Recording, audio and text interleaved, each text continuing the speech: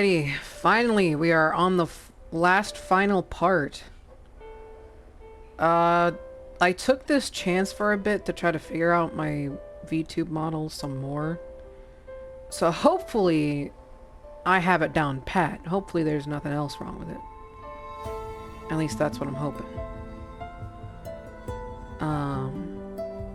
Yeah, it's gonna be a short stream today. Hopefully by the end of this, I'll be able to end right as Varus comes in. If anybody new comes over, I'll raid into his stream. If not, I'll just disband and hope everyone regroups at Varus' stream. So, yeah. Time to finish what we started. Hey, JJ, how you doing? More crimsans gather at the entrance, trying to get through every gap in the hall, but they're always broken up by Arif's rifle before they can form. Good? Heck yeah. You joined right as at the very end of this series, so I'm hoping this'll end by the time Varus' stream starts. If anybody new comes by, I'll raid into his stream. If not, I'll just end stream and have everybody just regroup at his stream. However, as more sands fall from the sky, crimsans are produced one by one, and the obstacles they encounter increase. Aw, oh, hell yeah. Was it because of snow? While Arif is busy facing the enemy in the front, a black shadow comes from her side and makes the girl scream. It is a claw. The crimsand is ready to attack before it takes shape. Icy roads? Heck yeah. I mean, not heck yeah on the icy roads, but at least you're able to skip school because of it. I always loved skipping school because of weather events. It was great. Mini vacations. Must! Watch out! Instantly, Hyacino throws out his scripture. The gold-bound book, as thick as a brick, strikes the claw to the ground. Meanwhile, Arif turns quickly, her elbow hitting another crimsand while her high-heeled shoe stamps on the holy scripture, turning the claw into sand. Hyacino quickly draws several uncrucicles on his chest, asking the Vtuber to forgive her hasty sin. Before Arif can lift her foot, two more crimsans rush in. She turns her rifle and hits one with her gun butt, and then it goes off. Bang! The crimsand's face is smashed down, while the other one gets shot in its leg. Before they could condense back into solidity, she kicks them out. There are not many crimsans left outside the door, and they wander about, turning to the sorrel on the other side. The crisis is temporarily over. Arif stands up straight, her boots making a muffled sound on the sand-strewn carpet. She reaches into her pocket, and her thin eyebrows furrow. Hyacino quickly realizes there is no place to replenish her ammunition. Claw? How much is left? Arif doesn't respond, but just shakes her head, which only makes the other people in the room more agitated. Robicio. Are we gonna die in here? Vtuber, please have mercy and save us from this misery. Slash. Please, calm down. The cowering children shake the sand from their bodies and carefully drop the hands that covered their ears. They all looked at Hyacino, the priest who has always guarded the chapel of St. Godhrkar. More austere. Fear doesn't solve anything. We all have to fight. Miss Semmel of Verithes's order, myself of the church, and that boy outside. He was not born to be a soldier, but he fights against his fate for himself and for us. And now he's holding off that Yichtis, struggling for a chance to find a way to end this nightmare. How can we give up before he does? Corfinevia. We may seem defenseless and weak, but at least we must stand behind him. We can be his strength. The words touch everyone's hearts. They support each other and slowly get to their feet. Father. More line. Don't be afraid, Priscilla. Father is here, and Vtuber will look after us. No, Father, I'm not afraid. I've been thinking, if it's our song that summons Yichtis out, then maybe we can stop it too. Hyacino stares at Priscilla in amazement. Oh, she does have a point. He soon realizes that the plan could work. Valkyrianute lives by melodies, and if disturbed by other melodies, it would interfere with the very source of his being. Huh? But how? Your star. It's too far. We have to get closer. Feel. No, it's too dangerous. It's a war out there. We can't put you in danger. So, But sister, this may be the only way. Irv purses her lips. She knows Priscilla is right. more align. And I'm sure you will protect me, Father. High Snow touches Priscilla's head. There is a great courage in those blue jewel-like eyes. He doesn't know where her confidence and courage have come from, but it's the greatest and the most beautiful thing. There aren't many places to hide, and the sound of his sword is gradually being covered by sand. There isn't much time left. Corfinevia. With my whole life. Come on, Priscilla. I believe in you. Savento! Father, Priscilla! Priscilla. Priscilla, if there were more people to sing, would the song be more powerful? Sister Fiona. Zarki? We could come with you. We'll sing it together. It'll be better this way. More line. Remember, we're St. Godhrkar's choir, right? The girl's words are not certain, but their courage is so dazzling that it affects everyone. Priscilla takes their outstretched hands and squeezes them tightly. They're like warriors about to go off to war. Rikiasai. So will we. Go on, children, and let us guard you. What's mine? Thank you all. We will sing the one we all know. Line. Come on. We will give it our best try. It is a ballad sung in Promland. It's not for any god, nor for any particular faith, and even the writer has long lost his name. It is a nursery rhyme, a sacred music, and a battle melody for all present. Priscilla bravely takes High Snow by the hand. Together with the priest, her companions, and the orchestra, they push the door open and march bravely into danger. A couple of Crimsands notice them, but they are shot by Arif before they can turn around. Arti Blotzi. It's all yours, girls. Nine. I know.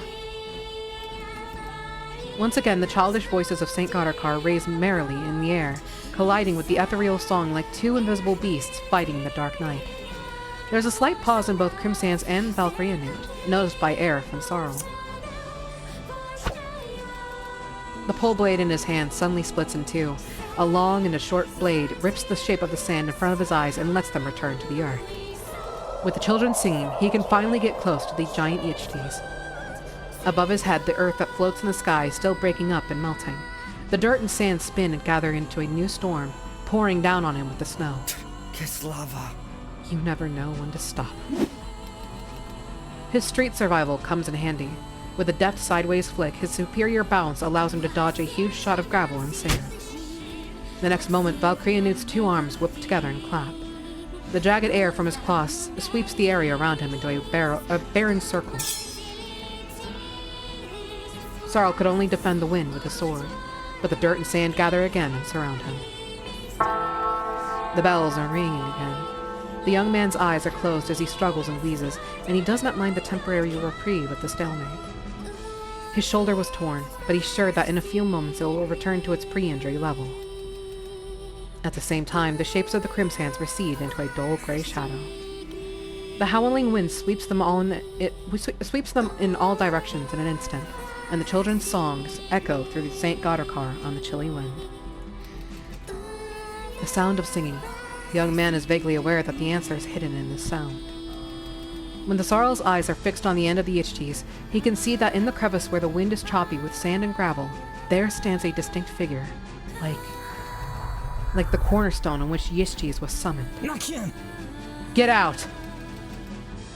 It's the woman who just started singing that weird tune. She has long, night-like hair, and her lips open and close as she sings the melody, the song that came from inside the Yishtinson Pall.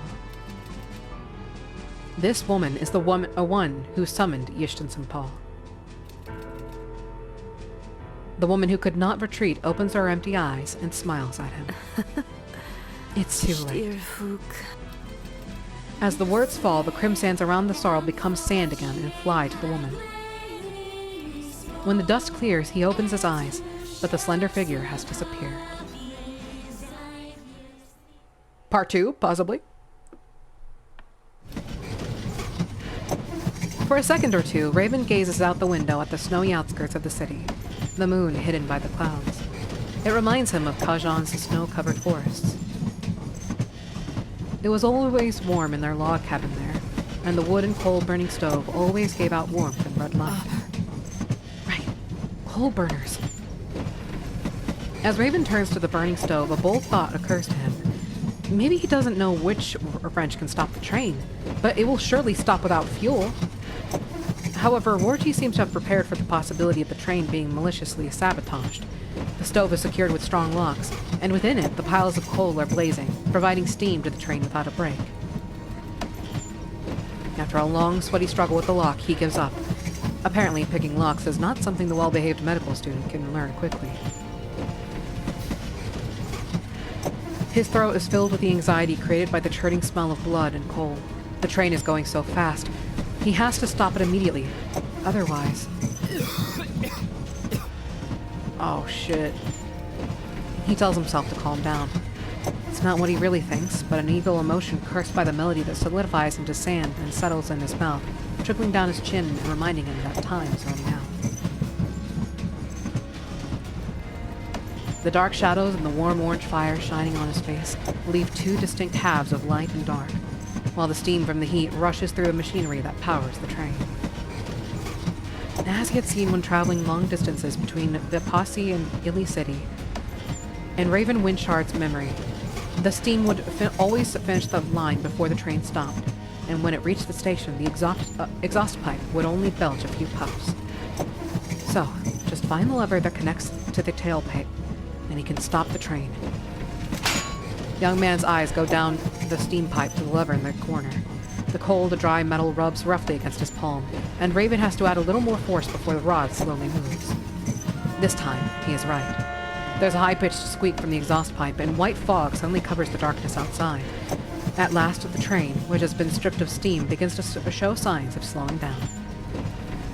Raven waits, almost incredulous that he has actually done it. Just a few minutes, and the steam would be exhausted. Oh, fuck! Who? All of a sudden, Raven falls between the levers, the pain in the back of his head almost tearing him apart. He slowly opens his eyes and feels nothing but blurred fog. Who is... He struggles to get himself up, and warm blood trickles down to the floor. But he has no time to be distracted because the attacker surely won't give him a break. Raven shifts his weight just enough to fall to his right. A bottle smashes against the dashboard and the sharp fragments bursts, one of which almost slices his left ear. Traitor! I knew it! Raven recognizes the thug's clothes by the faint color. Someone he'd met once who must have survived the warehouse. But that doesn't matter now. Everyone on the train has been cursed with the melody, leaving Raven as the only sane one. The man holds the other half of the bottle and fixes his fierce gaze upon him. A shiver runs down across Raven's shoulder, his body aware of what was about to happen before his mind could process it. Yes, Next time I'll bash your head in! The second the bottle swings down, Raven covers his head and crouches, and it smashes the joystick beside him. Countless pieces of glass fall over him like snow under the sun. Down on his knees, Raven moves on his knees to escape it. At the same time, as the shard of glass goes into the thug's right eye. Oh, that sucks to be you, thug. Holy shit. That is unfortunate. The man presses tightly against the wound, and a large stream of blood oozes through his fingers. You son of a bitch! Go to hell! He roars like a madman, and Raven is about to climb out from under the lever when he is seized by his ankles. Let go! Let me go! You're a dead man! The inexperienced intern kicks and punches at random, trying to get away from the thug. In desperation, his left leg kicks the thug in the stomach.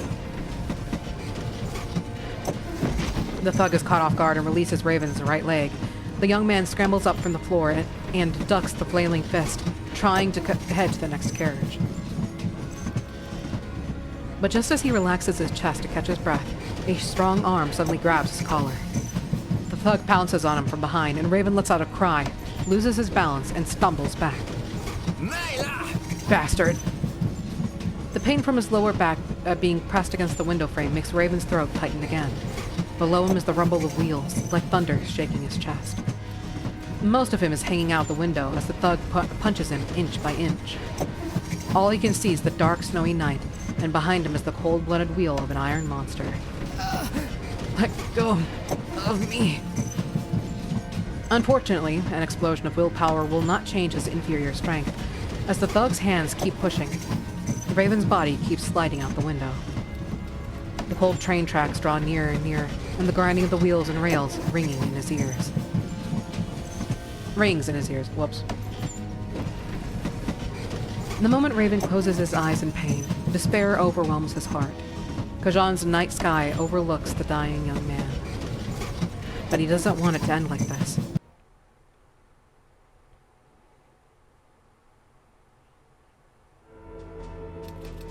The young man's gaze is directed at the bell tower not far away, the highest point of St. Godhrkar, which is the principal's favorite place to chant. Legend has it that when you reach the top of the tower, you can take in the whole of Baalsat. All he needs is an opportunity, a brief moment when Valkyrianute is trapped by the choir, and he will swoop in, clawing at his prey's throat. And now was that time. Stay! Take this! He puts his blade in front of him while the Crimsants gather for another attack, and then immediately thrusts out the sword. He immediately cuts a gap with his blade. Sarl of Godhrkar slips through the breach. He runs up the crumbling rubble, the collapsed stairs, and the outside of the clock tower. When he reaches the top, he jumps towards Valkyrianute and thrusts the sword into his back. However, with a wave of Yishti's hands, the wind blows in all directions. Sarl's body immediately rises into the air and falls heavily on the tower before slowly sliding to the ground. Shit. He coughs twice and spits out a mouthful of blood, pain spreading throughout his body. Redness is rapidly fading from his cheeks and lips, and the dull blue taking its place is like a silent field of snow under the moonlit night sky. His shoulder has been pierced by a broken beam, and his wandering priest uniform is torn open with burned edges. Thankfully, he knows his internal organs aren't ruptured. As soon as he takes the sword, his body seems to be strengthening. He moves his fingers. The bones there don't seem to be broken, and the nerves are still connected to every muscle. Great news. Must. Watch out, let's... Before Arif's anxious voice rings out, the Sarl is already aware of what happened above and immediately ducks to the side. When the blade tears in the air, he notices through the dusty air that a sickle pierced the spot where he stood a second before. It's from a Crimsant. Kislava. Damn. So soon. He unsteadily thrusts the blade into the earth to prop himself up. His eyes are still locked on the menacing Crimsant, with the glare of anger burning in them. Stay! Die, asshole! A shrill cry is released by the thin Crimsant, and with a turn of his hand, the scythe rises again towards him. When it slides towards his throat, the young Sarl raises the long blade in his right hand. The blade strikes the scythe with a crisp sound. At the same time, his left hand cuts off the enemy's head, and it instantly disintegrates into a pile of sand. The rest of the Crimsants have suddenly changed their intent. They draw back their sides to wait with impassive faces. The children's songs mixes with the harmonies of the orchestra members. When the voices of the choir slice through Yishti-Sampal's circle like a sword, he shifts his focus with a hiss. Before the Sarl can react, he flings out his claws at the source of the song, to the children and Hysono. Shit! Look out! Must. Father Molnathan! Before the claw could reach the children, Hysono opens his arms, blocking the children. The claw seizes him and takes him to Valkyrianute. The eyes of the indifferent Yishti-Sampal gaze at him beyond the high sky. It is on the hunt. Father! Calm down, Carrie. You can't stop singing. Don't mind me, Priscilla. You have to... Before he can finish, Valkyrianute opens his mouth and devours the young confessor. Oh. No. Hysono. Knowing this story, he is for sure dead. Oh.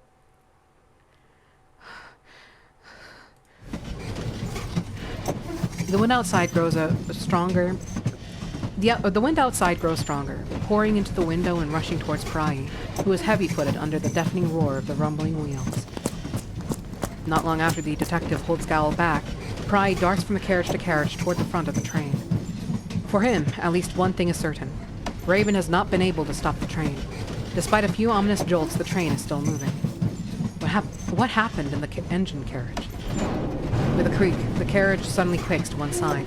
Pry almost falls against the wall, and a mouthful of blood oozes from his lungs. It is then that Pry notices the terrifying sight ahead.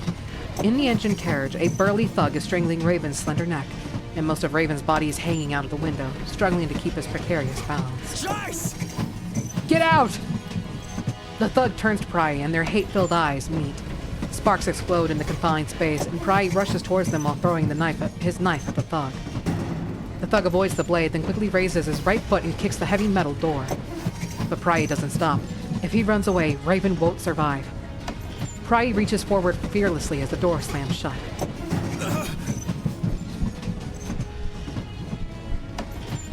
The pain enters through his fingertips and quickly climbs his arms and chest, squeezing his heart.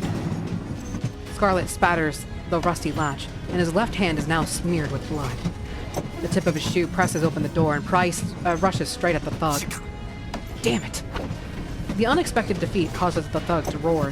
He tightens his grip, and the young man squeaks and almost falls out of the window. In desperation, Pry grabs the chain from the door and swings it forward, straight at the thug's neck. The thug's eyes widen. In constant pain, Pry clings to the chain wrapped around his arm, almost melting it into his palm.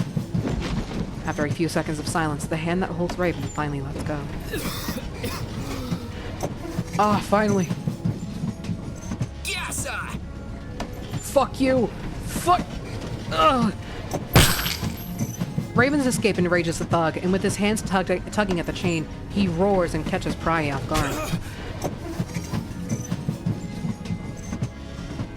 Pry hits the wall, and his back and head are almost crushed. He tries to prop up his body, but his fingers keep slipping. A great shadow falls upon him, and an unbearable weight falls upon his back. He is gradually losing consciousness. The sound of the wind and the snow, the train, his own heavy breathing, Raven's coughing, all mixing in his head. When the brute's huge body presses against him with two hands holding his head, the hunter has little room for resistance. His knife is laying on the floor nearby, but it's out of reach. Pry is gasping for breath, his fingers creeping towards it. Just then, Raven finally crawls out of the corner. There is an air of surrealism in Pry's mind as the young man holds the knife. Those long fingers are meant to save lives, but there is no tremor in Raven's grip. The instant their eyes meet, Pry's breathing stops. The tacit understanding makes him soon realize Raven's intentions. For a thousandth of a second, he is at peace again, just like in the cabin. The little boy looks at him, as he has done so many times before. As Raven stabs the knife into the thug, Pry, with all his strength, strikes him as well. When he stumbles back, Pry grasps the hilt and is back in action again. I'm gonna tear you apart limb from limb. The roar comes to an abrupt end. His fist is hanging just a few inches above Raven's head when the knife stabs into his throat.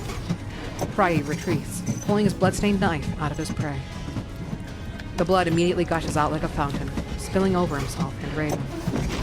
Soon the man falls to the ground, and the narrow carriage is bathed in silence again.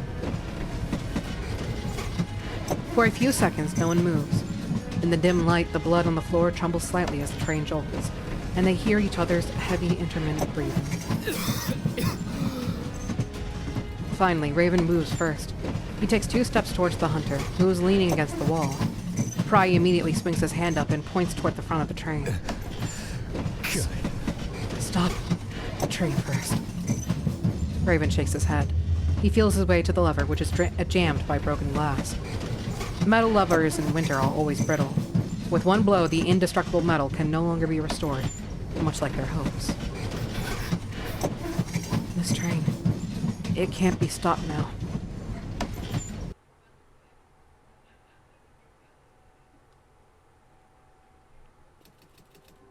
When he opens his eyes, there is nothing but misty darkness.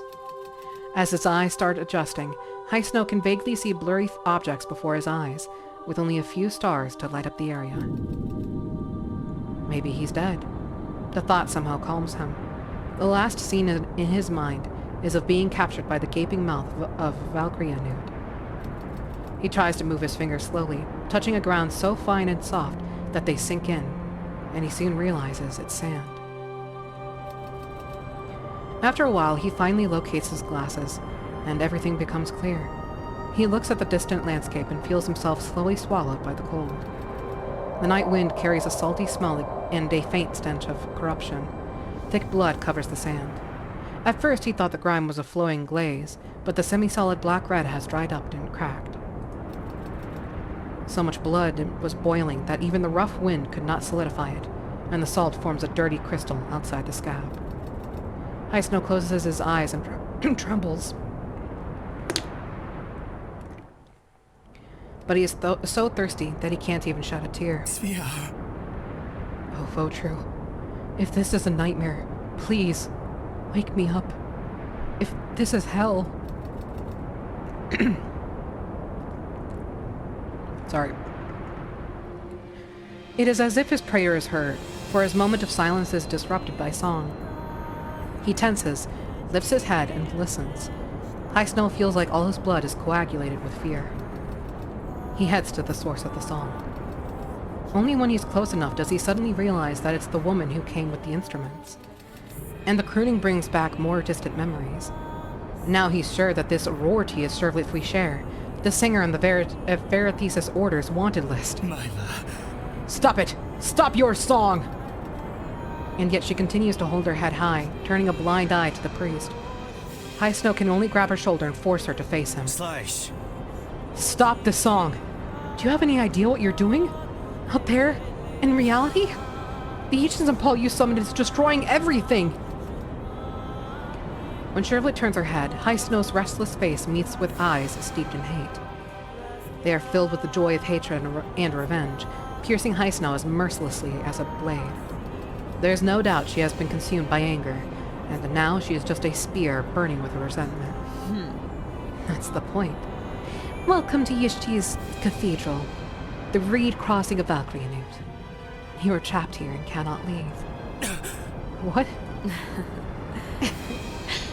Did you think you could stop this? Oh, my sweet Melodepher. There's no way to stop it.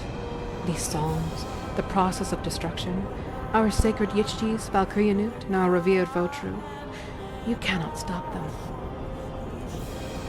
She whispers into the priest's ear. Shh. Sleep, Father. Just close your eyes. Can you feel it? The gentle lips and teeth of Valkyrianut. Listen. He's nibbling at you. Fyong. No! High Snow pushes the singer out of his way, suppressing the anxiety and doing his best to smooth out the words. Slash. No, it's not too late. They were buying time before I got here, and we could do the same. And Valkyrianut? And... High Snow is taken aback, tongue-tied. All at once, he feels a void in his mind, as if he has passed from one dream to another, and the memory becomes blurred. Huh? Yeah? Who are... fighting? Who are we? No, wait, I was protecting... that's... He is tongue-tied and his throat burns. He tries hard to recall, but the memories become difficult to regain as they quickly disappear, leaving only a blank mess. High Snow's hands tremble with helplessness, and those who fought with him have lost their names. That's... who?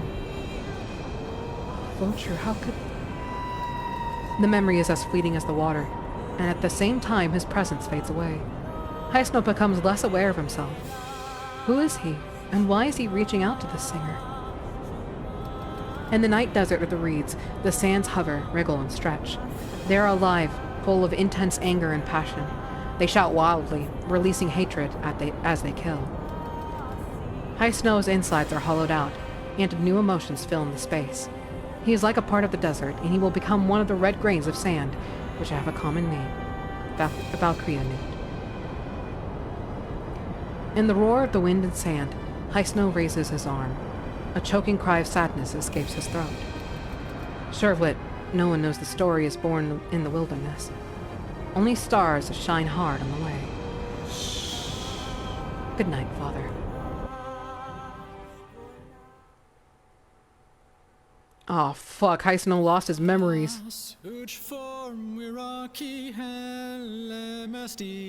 A new melody rips open the cage of Albert's song. A voice that is soft and calm like a fire on a winter's night. It kisses Easton's blue skin and soothes his numb limbs.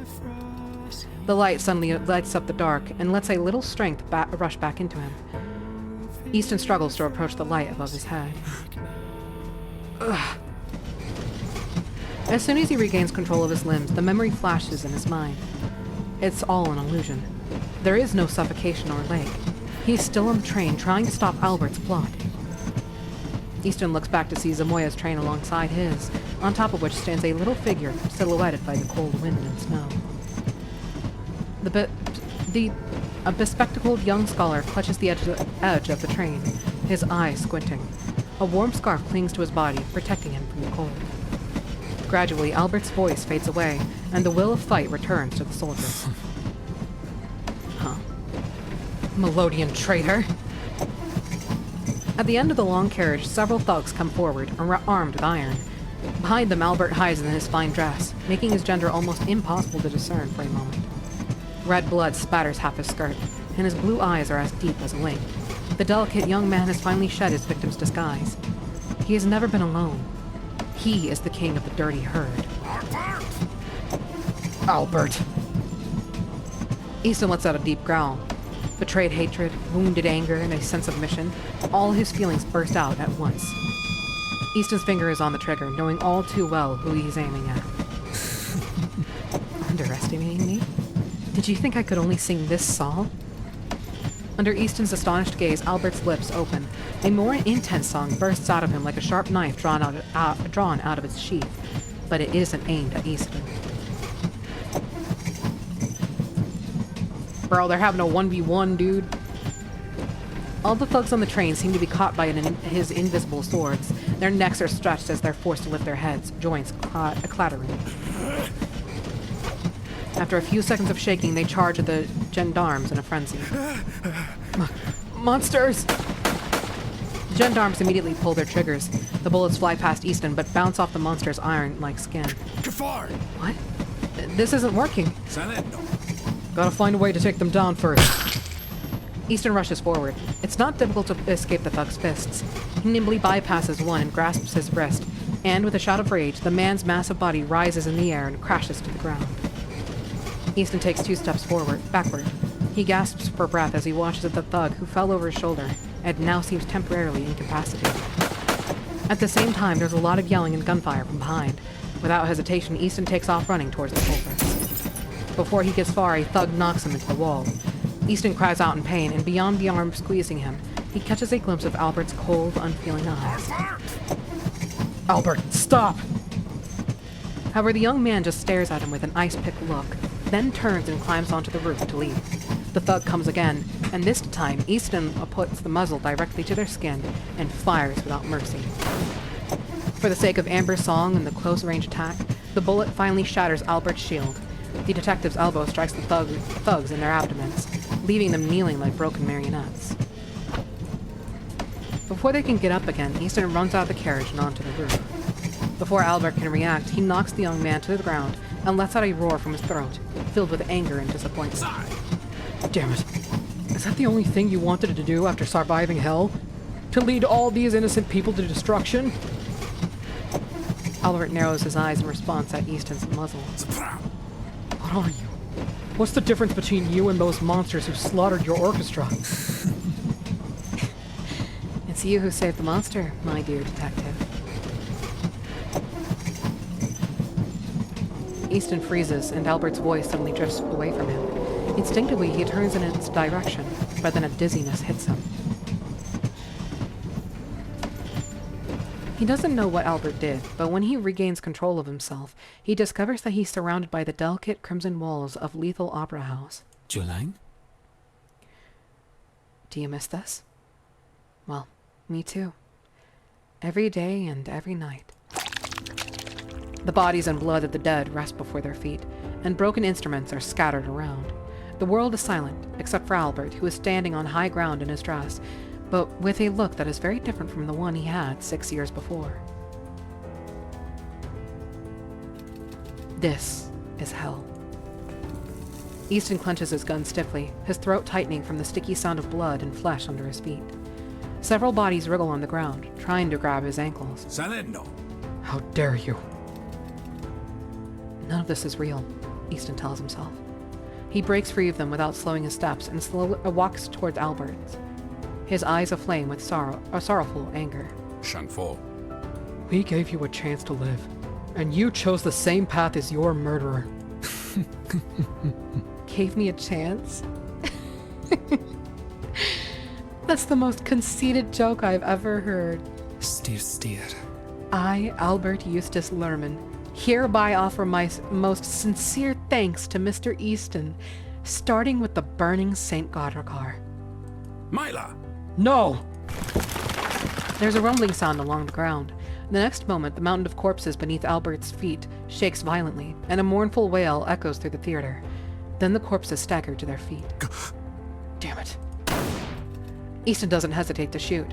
Bullet after bullet tears apart their half-rotted flesh, and his cheeks are bright red. When his pistol is out of ammo, Easton throws it away, ducks the debris barrier, and runs toward Albert.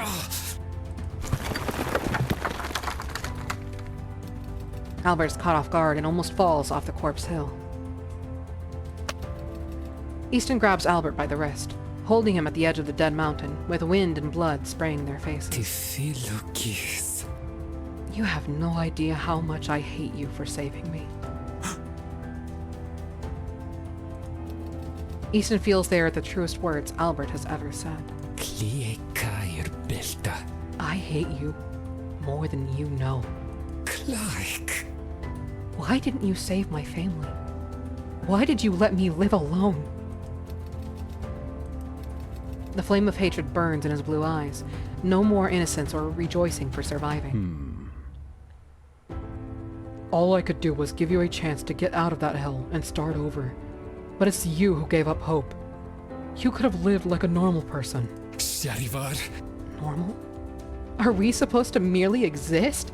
To live a hollow life with no purpose? What kind of life is that? Yet you say that's hell? No, you don't understand. For a melodier who can't sing, the world you mellow-deafers have created is the real hell. Albert. Slowly, a faint smile appears on Albert's beautiful face. Now you regret saving me, don't you? Now is a good time. Kill me. Bury me in the river of blood along with your hatred. Shanfo. I'll never regret saving you that day. Easton clutches Albert's cold hands. The dry, bitter words stick in his throat and are hard to choke out. I'll never regret saving the boy with the lust of life in his eyes, the one who tried to sing again. The hollow sound is like a song through the great opera house, and the echoes come from far and wide, reuniting in Easton's eardrums through a distance of time. But I will not regret killing this ghost driven by revenge. Oh, yo, Easton, let's go. That's sweet of him. The vision is shattered like glass, and the bloody opera house disappears before his eyes. Amber's song caresses Easton's stiff body, and the roof swings back into view. Now he is on the roof of the train, and Albert is hanging by his left hand, teetering on the edge of the train. The young boy smiles, tears streaming from his deep, beautiful eyes, and is swept away by the snow. Light flashes behind them, as well as gunfire and a roar that sounds like it's from another world. Goodbye. Wait, you're about to murder him? No, wait, I thought you meant that metaphorically. You're not actually gonna kill him, though, right? No? Please? Easton, don't let go. Don't let go of his hand. Don't.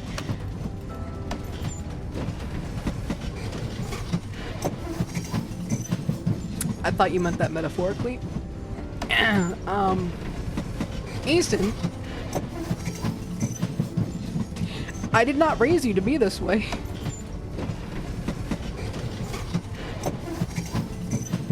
Oh.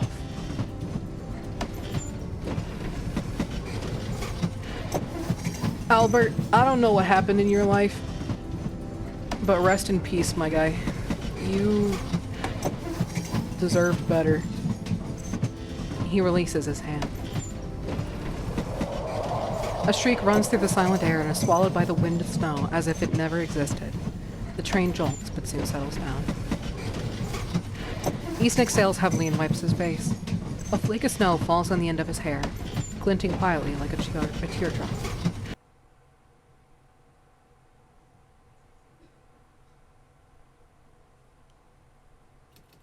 As the priest's ribbons slowly fall to the ground, the young man roars at the huge Yishtis. Nakin! Father! He immediately draws his sword against the Crimsands, trying to get close to the Yishtinpal hanging in the sky, but is once again blinded by the sandy wind. Kistlava. Get out of the way, bastard! More Crimsands arrive, and the Sarl splits his sword into two pieces to fight. He's never used these curious weapons before, but they're light and smooth like an extension of his arm. When he swings, all the fighting skills he's learned from the streets are washed away, leaving only the will to win. The more he attacks, the more it becomes clear to him that his ability to fight comes from it. He can fight if he wants to. Once again, the Yishtinpal who swallowed the Confessor turns his attention towards him. His scarf hangs down and floats in the air around his neck, and the exotic hem of the dress flutters in the wind. The melody has stifled Yishti's reasoning and called forth only his madness. Knowing that he has to do what the song invokes makes his stomach twitch. This isn't how it's supposed to be. Not to them. Not to this Yishtinpal. Everything is contaminated, and he is growing increasingly agitated. Meanwhile, Arif Semal retreats. She is holding a rifle, which has very few bullets left. Beside her are several members of the orchestra, grasping whatever metal or wooden beams they can as weapons, guarding the singing choir like a wall. She's too tense to even notice the pain. Her right leg is bruised and her back is torn with bloody claw marks. The Crimsands still linger around, baring their fangs. The priest of St. Godhrkar is gone, but she must protect the children for him. The wind kicks up the shattered gravel and almost blows the people over. Arif desperately tries to keep her balance. She fires a shot, but the Crimsand is gone, leaving a spot like an evaporated water stain. She's not sure if she hit her target, but the urgency of the situation doesn't allow her to overthink it.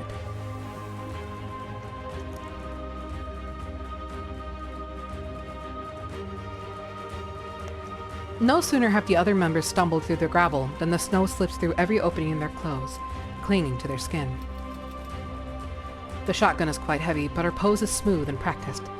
Click. She hovers, finger on the trigger, and fires the bullet towards the Crimsand. There are too many of them. When the hollow spring finally echoes in the chamber, she knows she's run out of bullets. There's a momentary pause in the battlefield, and both sides are given a moment's respite.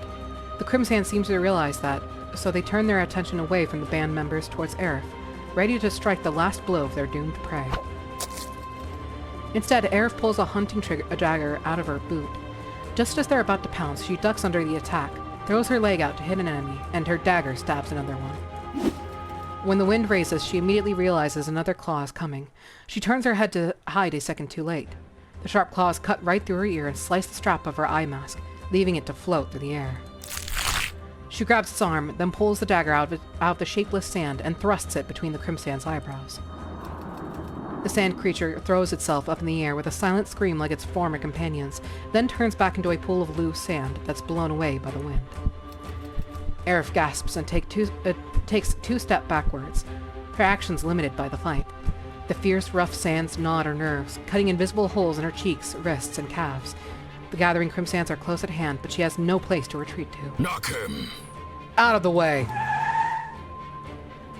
What? Who's this this time? What? Damn.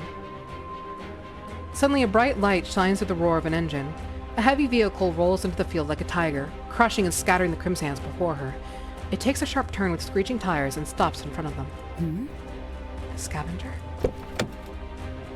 Drummond Verimal, the Order's old hunter, kicks open the car door and hails her. A case of rifle ammunition is thrown from the back seat, then some handguns and matching ammunition. Back off. Drummond turns the wheel, and the car starts, knocking over the Crimsand from the rear. The tires crunch relentlessly through their sandy skeletons. Then he turns again, and the tank-like truck speeds forward to crush them. The crimsans are falling like dominoes. Caught off guard by the ferocious steel beast, Aerith takes the opportunity to reload. Others have picked up their weapons, and with these supplies, they should be able to hold out for a while. A loud bang catches everyone's attention. Before that, Drummond jumps out of the speeding truck and shoots the gas tank with his rifle. He had to give himself like a movie star entrance, seriously. After making sure there are no more crimsans coming, Drummond steps away from the firelight of the explosion and walks toward Aerith. Okay, I won't judge that man's entrance. He prepped it for himself. Don't take it for granted. Aerith grips her gun as she talks to the scavenger. Did the chief send you? Drummond gives her a look. Your hand. Huh? It is then, as she realizes her hand is trembling from the tension of the long battle.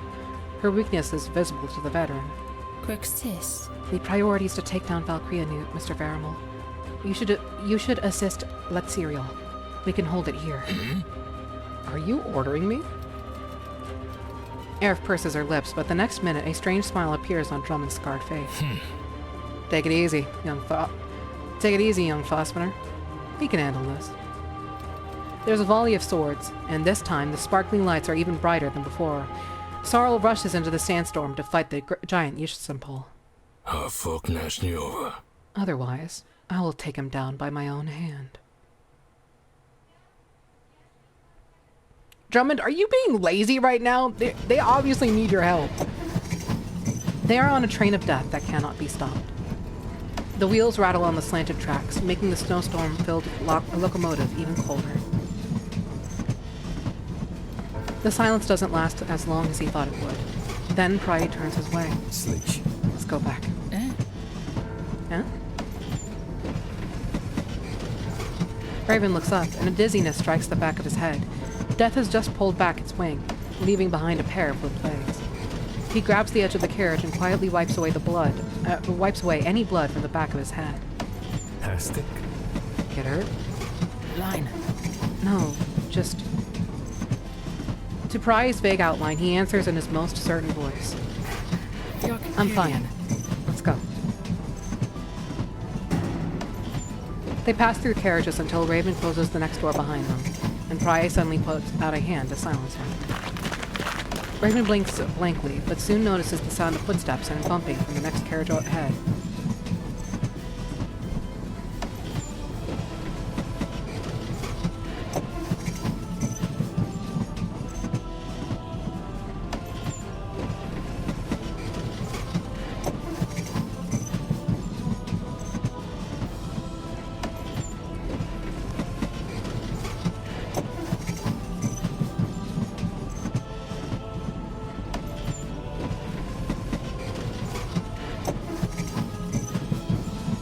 The clatter resounds through the closed carriage.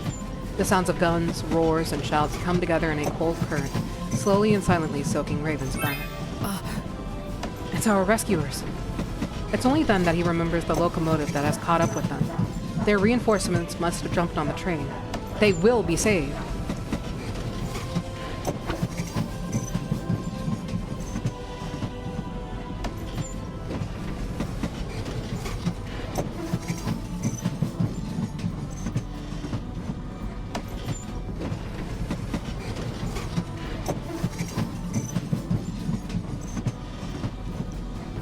Before he can finish his words, a cold light bursts from the shadow ahead, coming straight at him. Clank. Suddenly the two silvery lights meet at the corner of Raven's eyes, and then retreat back. The chain of blades cuts through the sheet metal wall. Pry puts away his hunting knife and sets up a defensive position in front of Raven.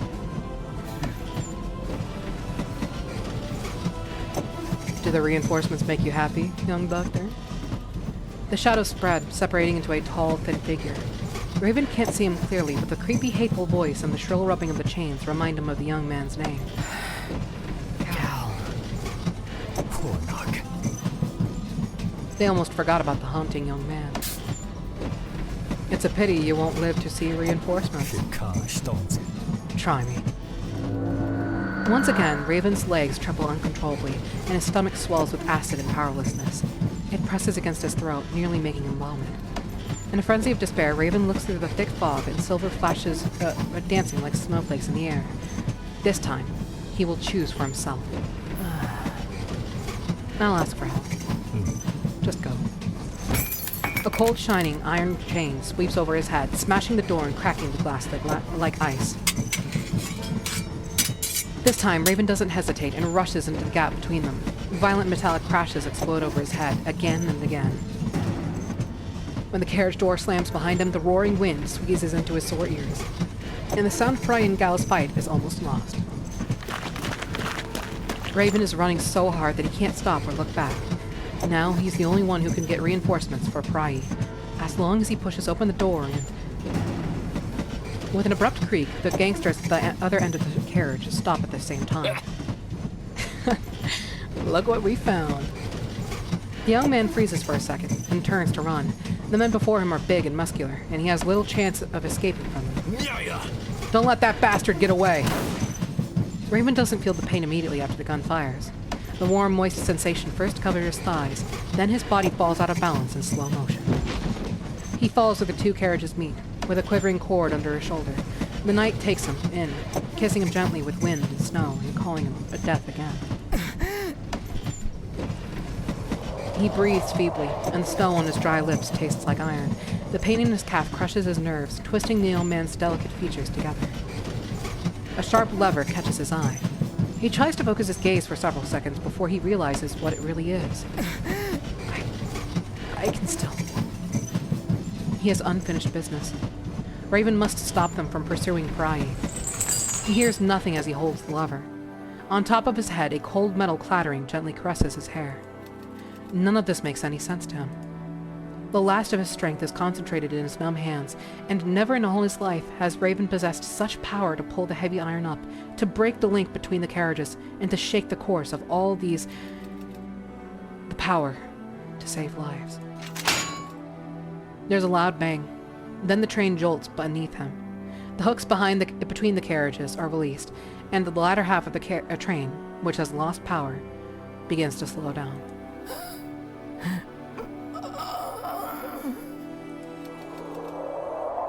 The wheels rumble beneath him, the wind whistles over his chest, and the mobs growl hoarsely behind. The west wind slowly sweeps over him with the crystal snow and falls on his lips, melting into sparkling dewdrops. Yo, he sacrifices himself! No! The thugs reappear in Raven's dim view, while on the other side, the other half of Pry's train rolls away in a cloud of snow. Is this the end? He thinks, but is no longer afraid. At least he has made some, perhaps trivial, progress.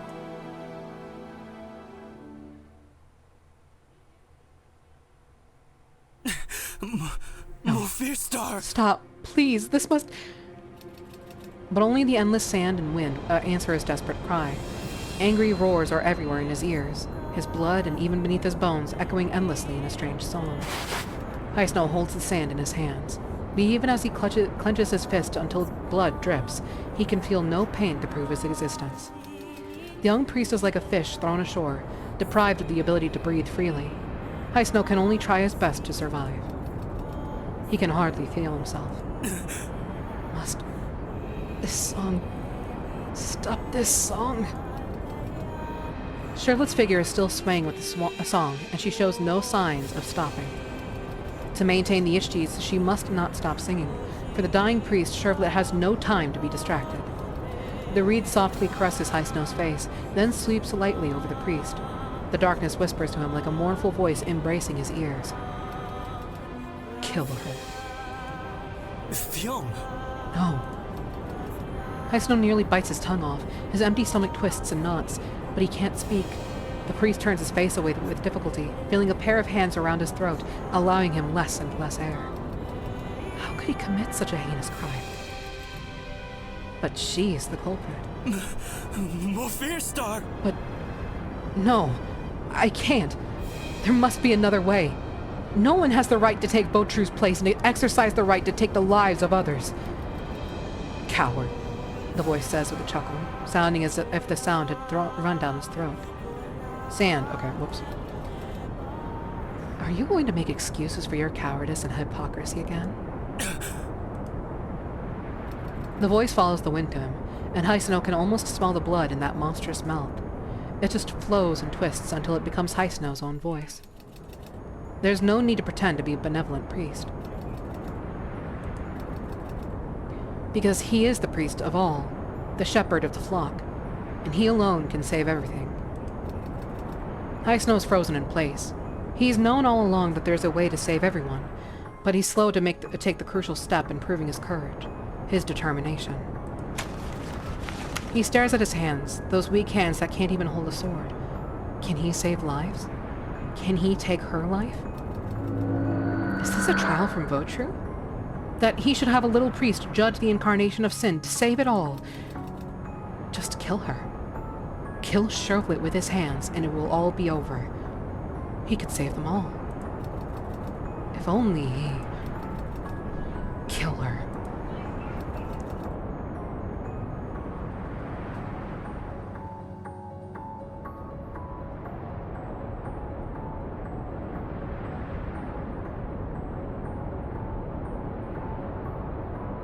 His memories are still losing the fight.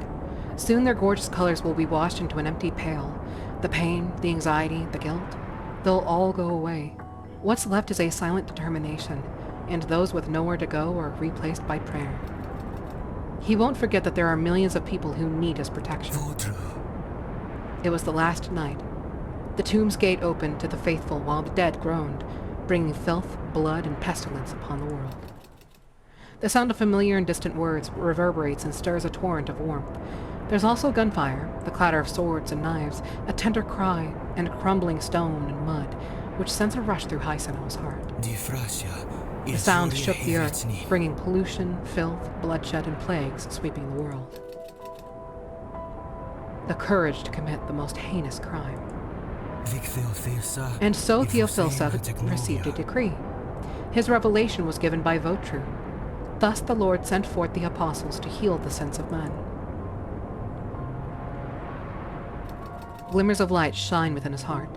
Some in simple dresses with elaborate bows on their stockings. Some in gentlemanly hats, with practical canes on their wrists and little polished shoes, and some with great burdens on their shoulders. The burdens of life. Theophilsa wanted to test him. Theophilsa wanted to test him, so he called out, "Weldrin, you must burn offerings." When they met Hyacino's eyes, they all stopped and called him, softly and respectfully, Father Molnathan. In the chapel, they prayed together with him in low voices, and in the morning, when few people came out, they would slip into the confessional and pour out their secrets to him. Weldrin then built an altar there, and laid the world in order, and took the ram and offered him up for a burnt offering, but the calamities and distresses still don't pass. He must protect them all, no matter the cost.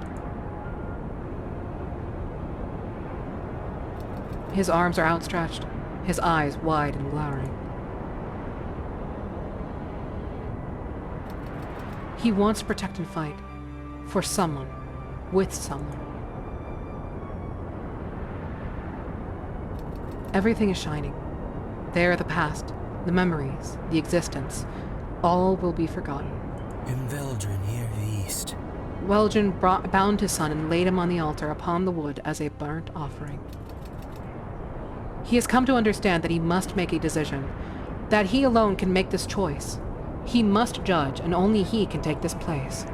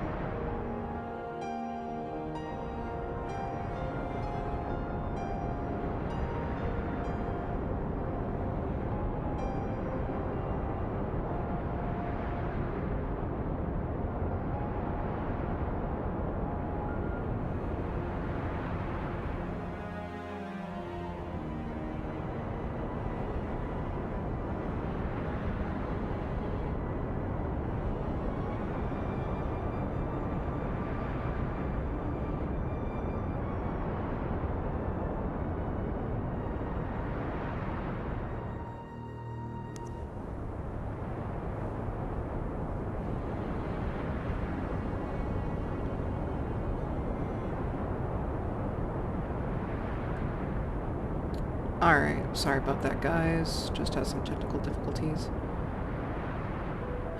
Okay. He has come to understand that he must make a decision. That he alone can make this choice. He must judge, and only he can take this place. The sacrifice is necessary if he wants to achieve salvation, and Hyacino is the only arbiter who can offer the sacrifice. No one else can do it but him. But the calamities and distresses still don't pass. He will give of himself and the purity of his hands in exchange for the right to judgment, to punish all evil. Hyacino steps forward and fights to reach out his palm and grasp the singer firmly by the throat. So, Waldron heard Zacchaeus' words. He rose up early in the morning and utterly destroyed all that was wicked in the city, man and woman and their families, with the edge of the sword. He feels the struggle coming from his fingertips and the melody pulsing under her skin, like a flower, weak and pale. Early in the morning, at dawn on the 7th day, all the sinners in the city of Hex were gone up to bury the slain. The sinner's hands clutch onto his own with all her strength, which only makes him tighten his fingers more. So, Zacchaeus said, "Behold, thou hast done that, and I will make the doom go away. All the nations of the earth shall be blessed in thee, and I will take thee to the throne of Vtuber to serve them as we do." Beneath his fingertips, every pulse beats slower and weaker. The thread of life stretches out endlessly like a soft, elastic rope that's taut and brittle. Finally, with a heartless crack, it comes to an end forever.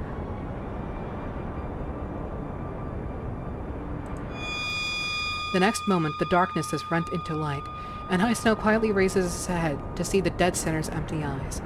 Purple-black finger marks are burned into her slender neck. When he loosens his hand, she slips from his fingers like raindrops into the sea and vanishes with the wind into the desert. The sinner, formerly known as Charlotte Foucher, ceases to exist in this instant. Everything vanishes, breathing, gazing, speaking, and the previously unbroken song. Everything falls into deathly silence.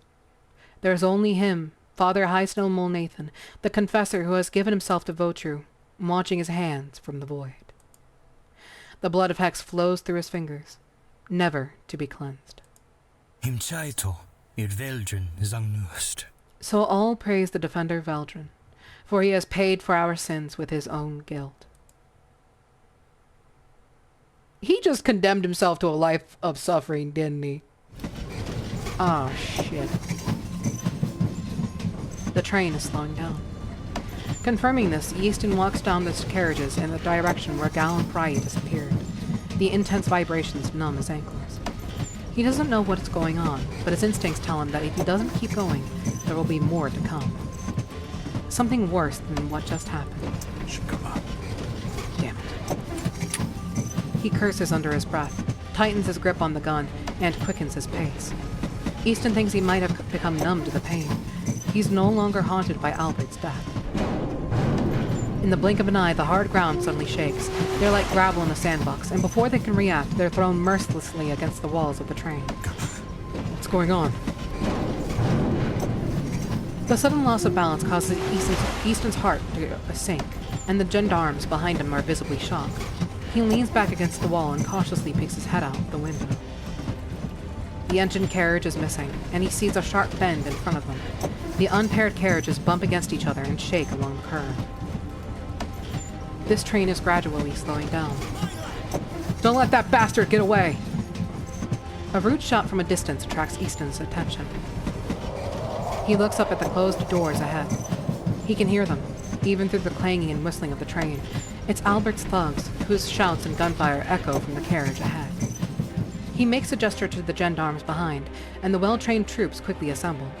Led by Easton, they all bend over the wall, moving quickly and cautiously. Crack. Ampa! Go! As soon as the sound of an unlocking door rings out, Easton kicks the door open and points his gun at the unsuspecting rioters. Freeze! Huh? What? You steer! You are surrounded. Drop your weapons, surrender now, and we will... Arska! Ah, fuck you. With a rude shout and scolding, the thugs make a beeline for Easton, who shoots the one who tries to pick up his rifle, his elbow continuing to pound away on another. Just behind all the thugs, a thin figure covered in blood catches his attention. He lies sprawled in the doorway at the other end of the carriage, his dark hair streaked across the forehead, and several strands of dried blood stuck to his skin. When the gendarmes pull the trigger, it attracts the young man's attention, and he slowly turns his head back. Winchar? The fact exposes Easton for a moment, which is godsend for the thugs. Before the first one can hit Easton, he retreats immediately, and the fist's wind blows past his ears. The next time, though, an iron rod strikes him in the upper arm. Yes, sir! Die! The sharp pain in his arm twists Easton's features, and he falls to his knees when the mob shows a triumphant expression of confidence. But before he can deliver his next attack, the detective suddenly takes the offensive, using his uninjured hand as a fulcrum for his right foot to sweep across unmercilessly, knocking the man to the ground. Easton jumps up and runs, using the fallen thug's body as a barrier. You're gonna die here. Another man breaks free, roaring over his people on the ground, and runs toward Easton. But Easton doesn't stop. He has to save Raven, who is almost hit by another thug. The young student's life is at stake, and Easton has to make a quick decision. He raises his gun quickly. 2 shots ring out, one from a gendarme and the other from Easton, and the former one hits the thug near the ladder. The thug is only a step away from his prey, and the spit from his mouth nearly falls on Easton's shoulders. At the same time, the man who is hanging over Raven widens his eyes, but the spirit in them has faded. When the thug's body falls with a crash, Easton finally breathes a sigh of relief and walks towards Raven. A big hand grabs Easton's ankle. An enraged thug lets out a savage roar and tries to drag the struggling detective back into his line of attack. Another shot. The gendarme keeps firing and the bullet goes through the man's head, leaving a gaping hole on the other side of the skull. The blood and meat barely miss Easton's coat. Without Easton's instructions, the gendarmes quickly move forward to form a defensive line, though they are not here to slaughter the thugs. Repeat, freeze! Drop your weapons and surrender now! However, the gangsters won't surrender without a fight. They spring up like monsters, rushing towards the gendarmes at full speed, and there isn't a trace of reason left in their red eyes.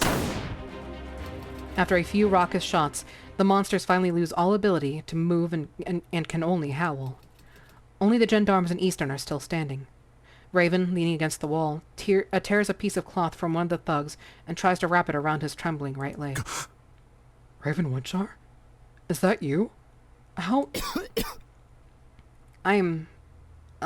Shang Fo. Shh. Save your strength. You've got to hold on. Damn it. This isn't working. We've got to get you into a healer. Easton kneels beside him, helping the weak-handed young man tighten the makeshift bandage.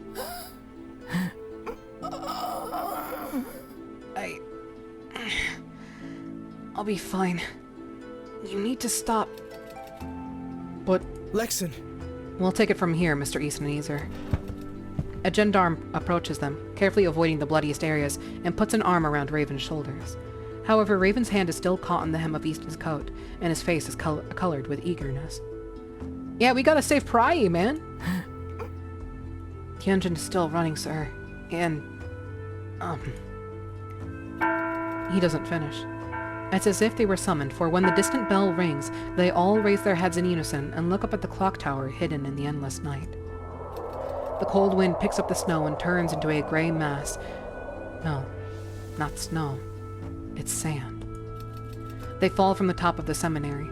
The hissing of bells breaks through the sandstorm and vanishes in a flash, as if everything has finally settled, leaving only the aftertaste of the knell to ring upon St. Godhrkar.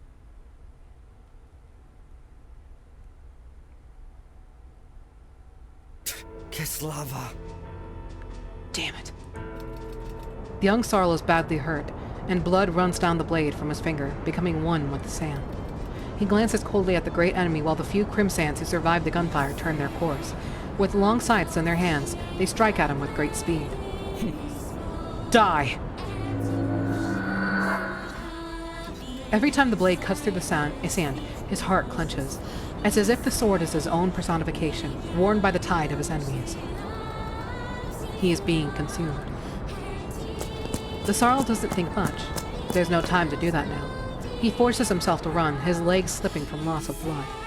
Although he doesn't collapse from pain and fatigue, the regression of his senses has become more pronounced. The sandy ground seems like breathing skin, soft enough to throw him off balance and onto his knees. The crimsands begin to crumble. He has no time to wrestle with them, nor can he stop. Otherwise, they will immediately overwhelm him. As he concentrates on trying to open the way ahead, Valkyria's claws come silently from behind. Before he can turn around, the sharp fingertips have penetrated the Sarl's flank and hold him in its palm. Let's cereal! Arif's voice is almost swallowed up by the wind. His eyes are dim, his weak legs are struggling in pain, and he can't free himself from Yichti's claw. Damn. I won't... Suddenly, as if finally breaking free from an invisible chain, Valkyrianut raises his head high in the night and lets out a shrill hiss. The young Sarl is keenly aware that something has changed. The voice continues to pound against his eardrums, leaving him in agony. He stretches out his hand with difficulty, and once again the sword extends from his palm. Sarl struggles to hold his arm and thrust it into Yishti's wrist.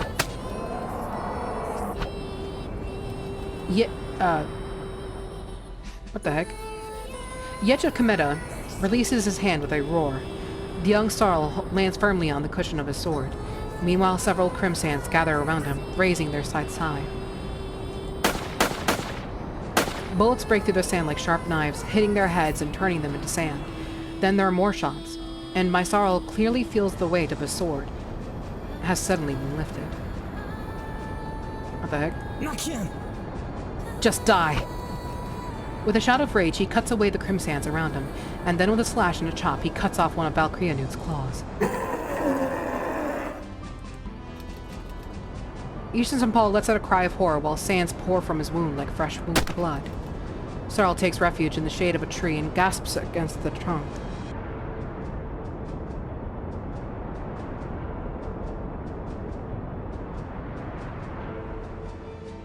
But before he can catch his breath, a bullet flies past his cheek, practically burning his hair. Hey. But it isn't. It's another bullet, this time in a higher direction. The Sarl looks to where the bullet went, but the giant Yishtis goes stiff before it hits. He ceases to stir in the wind and the sand, bowing his head and putting his arms around his neck like a cage.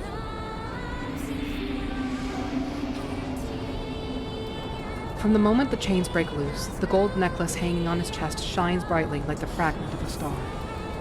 Arif's 2 bullets are a note to inform him that the necklace must be the key. He zips past the crimsands without a sound, the pressure of the violent throbbing in his lungs. He turns toward the clock tower.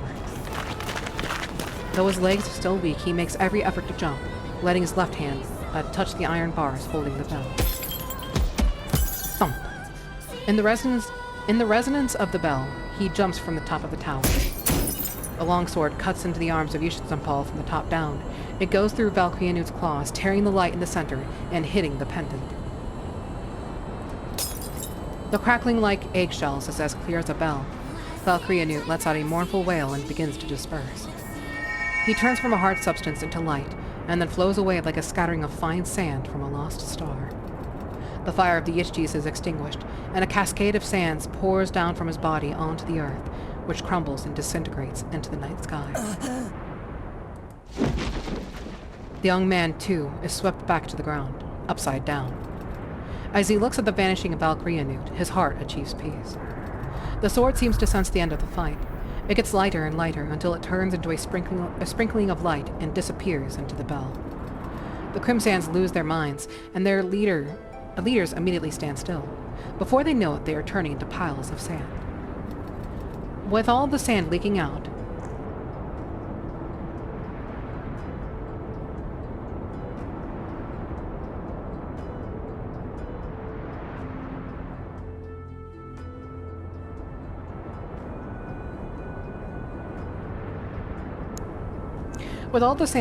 the night sky finally reveals its face.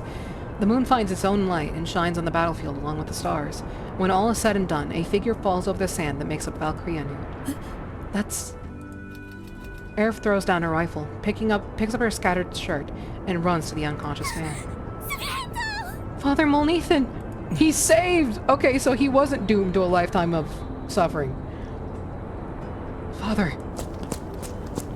The Sarl too comes running from the other direction, kneeling with his ears close to the priest's chest. Butcher, he's alive. He's still breathing. Just as a genuine smile is about to appear, a sudden noise makes the smile freeze on the young man's face. The familiar clanging of metal, like the tread of a toy pewter soldier, is behind him. The old hunter's pistol is smoking in the cold night. He raises his hand slowly and points at the defenseless young man in front of him. Gotcha. Fuck, Drummond, seriously? I mean, thanks for stalling until then, but like, seriously? There's a heavy rhythm in this carriage, like a clock ticking in the small space. The battle is imminent. The hunter and the menagerie all tighten their muscles, their sharp eyes staring at each other. The two thugs who came with Gal are probably the only enemies left, Pry thinks. They stand near the door, sealing off the only escape route. A small crackling noise raises when Gal clutches his chain and blade in front of him. His hair is ruffled by the wind, covering half of his face. Pry takes a silent step back, trying to draw away, but soon realizes there is no room for him to move away. Pry's arm tenses silently. He knows he only has one chance. Silently, he holds the knife, but the stains of blood and dawn's frost obscure the reflection of the prey he needs to hunt down. In an instant, the blade rises into the air like a ray of light. It happens so quickly that the two thugs can only watch as it goes whizzing toward Gal. The next moment, the weapons make a crashing sound. The snake-like chains grasp the handle of the knife. Gal suddenly tightens the chain and yanks it back. Pry immediately lunges in Gal's direction. Just when they think they have it in their hands, Pry's knife veers off course. The thug's eyes darken for a moment, and Pry's figure blocks out the light. He jumps with Gal's chains around him. The knife perfectly draws a sharp arc from Gal directly toward the thug's neck. Before they know it, the blade is through one man's neck. The shrill cries are choked off in his throat by the gurgling blood. His eyes are wide and his chest heaves violently, but the only sound he makes is a clucking of breath. When he falls to the ground, the other realizes Pry's intention. The other thug shouts and rushes for Pry's neck, trying to finish him off quickly. Go to hell! Let go, you idiot! As he's caught by the neck, the hunter lets go of his knife, which soon turns suddenly toward Gal, under the drawing of his chain. Grasping the hand around his neck, Pry drops his body and kicks the thug in the groin. Watch out! The burly man bends over in pain, and as Gal flicks the hunting knife, Pry steps back and grasps the chain. His wrist twists, and the knife slides into his grasp. A thin line of blood appears on the back of the thug's neck. In the next second, a bright red burst of blood spurts from the wound. The hunting knife that pierced the knife is withdrawn tactically from the gooey flesh. With the dull thud of a heavy body crashing to the floor, Pry finally makes eye contact with his last prey. The chain flows away from the hilt, flashing before Pry and leaving him to follow its trace with his eyes. And when he grips his knife to defend, his eyes stare in Gal's direction. But he's not there anymore. A sudden alarm goes off in the hunter's heart. As he tries to locate his enemy, the silver-haired man appears before his eyes, accompanied by a sudden sharp pain in the ribs. Pry immediately turns the blade quickly towards Gal's neck, who ducks to avoid the blow and steps backward. The wetness soaks the hand covering his ribs. Pry has no time to lower his head to see the extent of the injury. It's a bad sign. I'm not like them. Gal raises his head and flashes an unconcerned smile, then lifts his right hand and makes a throat-cutting gesture across his neck. When his slender figure flashes away and swoops down like a ghost from above, Pry lowers his body, trying to dodge the chain aimed at his neck. It's too heavy and too fast. Not Gal's usual speed and strength. Pry gasps, barely holding his step, and immediately prepares to block the next attack. As he thought, Gal doesn't stop. He doesn't even adjust his attack between moves to judge Pry's position. The chain comes down like a storm. Gal's eyes are fixed on him, the depths of which are so deeply green that Pry only sees a misty haze in place of his reflection. The clanging of metal rings out like a bell in the narrow carriage, and with the metallic quivering of the knife and the numbing of Pry's jaws, he has to retreat from Gal's attack. It can't go on like this. Before the next attack comes, Pry raises his elbow to catch the chain, and with his other hand he quickly smashes the lamp overhead.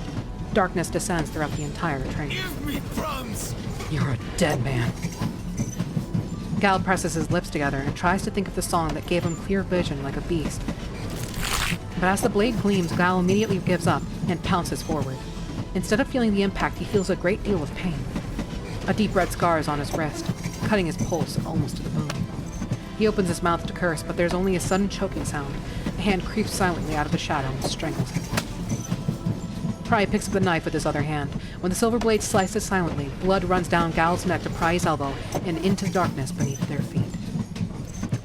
When the blood drops, Pry lets go of the dead man and releases a slow breath, barely able to hold his collapsing body.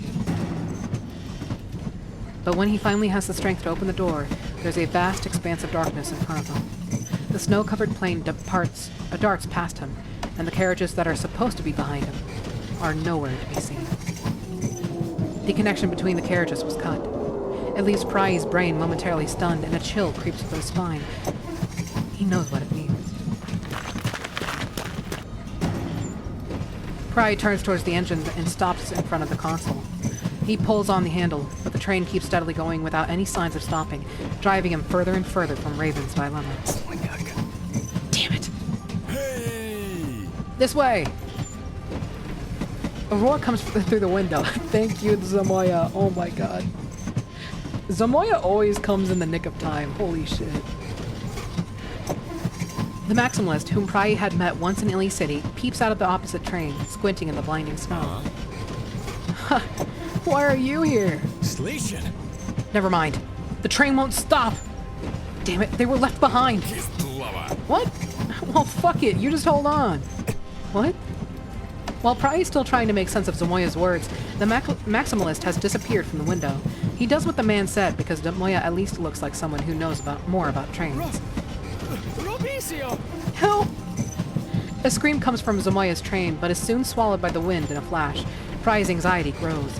He might not have much time, and if he can't find a way to stop the engine... Pry's mind goes blank for a moment as a deafening noise explodes in his ear, nearly releasing his hands from the grip of the railing. The world turns upside down, and Pry closes his eyes, nauseated by the intensity of the dizziness. He's so tired that his body no longer feels cold and pain. He just wants to curl up and have a long, deep sleep. Did he just blow up the train? Did he just blow it off the tracks? Little by little, the vertigo fades away. Pry opens his eyes to find Zamoya standing over him, one hand raised and a silver moon high in the dark night sky. Already awake? Zamoya lets go of his hand, and the smell of burnt flesh and soot comes from behind them. Pry struggles to lift his upper body from the snow. The two locomotives have fallen off the tracks and are half smashed into scrap metal, still spewing black smoke and sparks. A chain hangs from the window, frozen with blood. For a few seconds he gazes silently at the mottled chain, then turns around and rises to his feet with Zamoya's help. Come on, it's over. They don't know when the wind and snow quietly receded with the dark clouds. The bright and quiet moonlight was back in the night sky.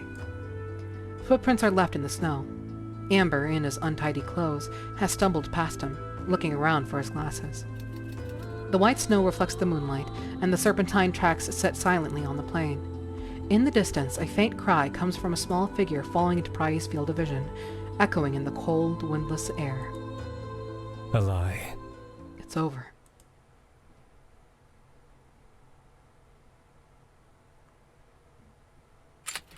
Drummond Verimal aims his customary revolver between the young man's eyes. His hand is covered with scars and stained with dirt. He doesn't notice the others, or he doesn't care. It's an old hunter's certainty, and from the moment the gun is locked, he has confidence that the prey will never escape his grasp.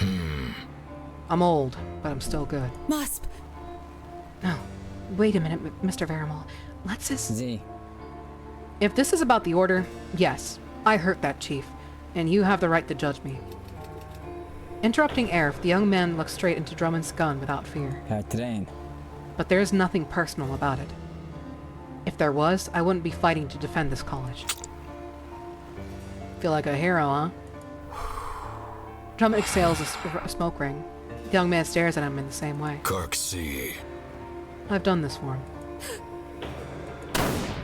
When the shot is fired, the bullet flows out of the muzzle and past the Sarl's face. Several strands of brown hair float through the air, accompanied by a burning smell.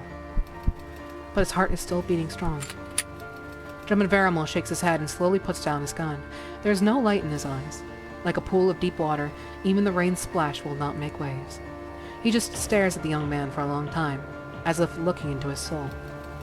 Finally, he holds the pipe in his mouth to adjust the mouthpiece. Knock him. Get out of here. What? Story clear. Get out, I said. Don't let me see you again. Count your blessings.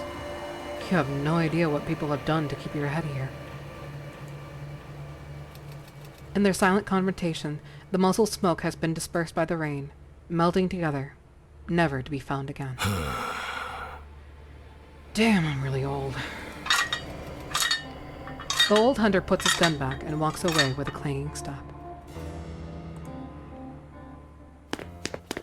Aerith lets out a sigh of relief, and the young man looks at her quizzically. She smiles back. The children in the sanctuary are finally released, running to Hyacino. At last, Hyacino frowns and opens his eyes, then coughs. Father, you're still with us. Huh? Hyacino seems shocked by their enthusiasm. He looks at his little choir in bewilderment. Finally, the boss battle's over. Sphere? What time is it? Yishtis, bless us. The moon is so high. Why aren't you sleeping? Where are the nuns? He looks around and is shocked to find that he's in the midst of a mess. Yishti's disappeared with all the rubble and debris, as if the battle occurred here in secret. Hyacino props up on his elbows, struggling to make sense of everything around him. Soon he notices the most serious anomaly. Where's my chapel? The chapel of St. Godhrkar is missing. It's as if it never existed. Father Molnathan? Aerith's call finally arouses the father's attention. Sai. You're... let me think. My father's... secretary? Oh, Vulture, what's going on? It looks like you've just been hit by an airstrike. Aerith stares at her chief son, slowly tightening her lower lip. Hyacino has lost some of his memory, and it's surely the result of being swallowed by Valkyria Newt. As he speaks, his eyes fall back on Litziriel in his priest suit. Tirklo? Who are... Oh, are you here for the ceremony? Via Cleity. Indeed. I'm a wandering priest from Mahokarika. I'll probably be in St. Godhrkar for a while, and it would be nice if you could find me a place to stay.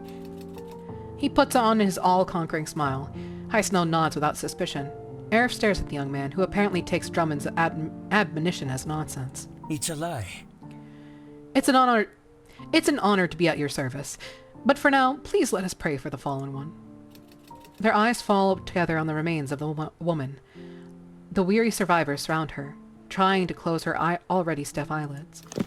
They help the musicians carry the body to the depths of the college, leaving the chaos of battle behind, then go to the fire to those who rejoice in survival.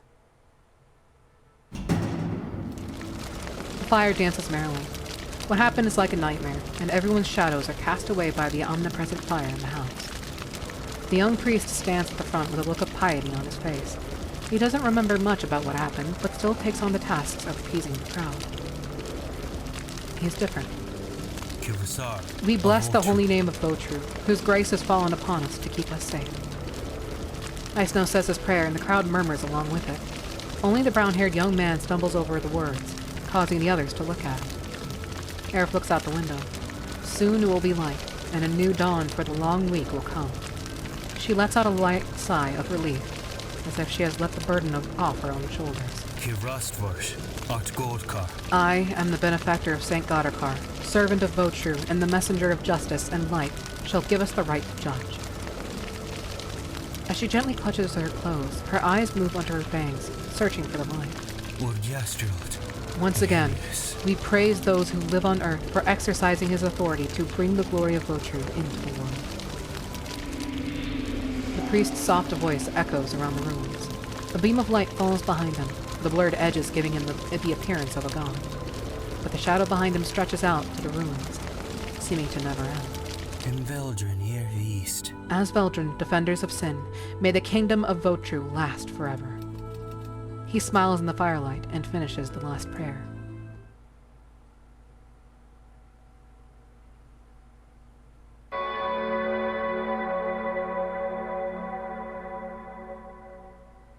Oh, does this mean we're on the last chapter? I think it does. There's a saying in the streets of Thalazak. If one climbs up the bell tower of St. Godhrkar in the evening and looks in the direction of the setting sun, they will see the most beautiful scenery ever seen in their life. Especially when such a grand festival is coming, the liveliness adds an unusual charm to the college. Flowers and ribbons are hung on the windowsills, and even the youngest kids wave their hands to catch the scattering sunlight. Everything is vital, and the sun obliterates all darkness.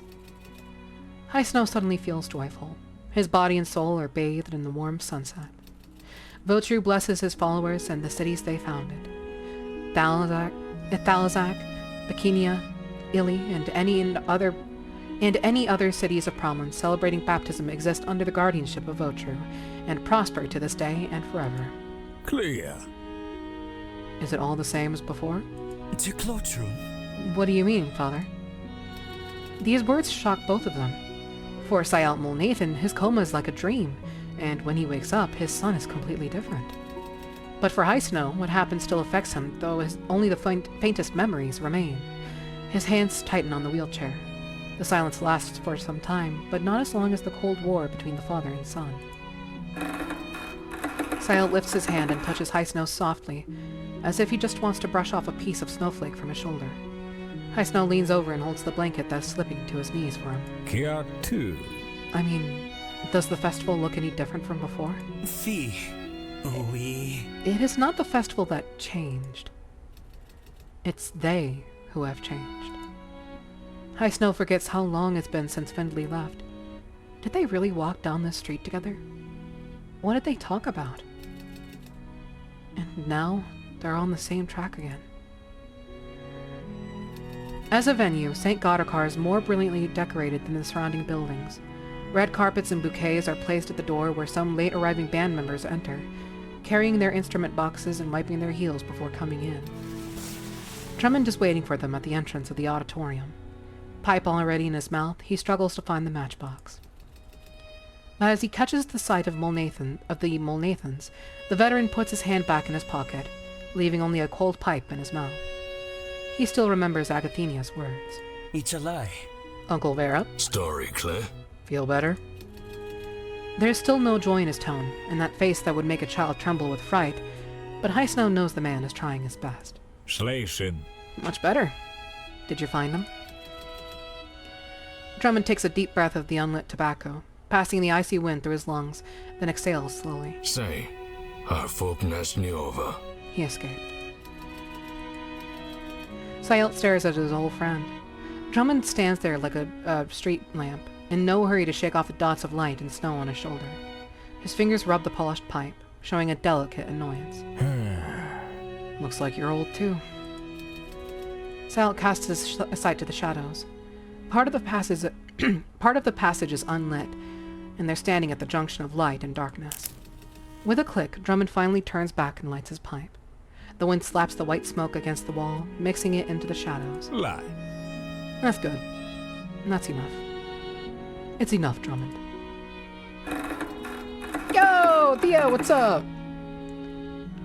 We're finally nearing the end here. I think we may be able to finish the stream.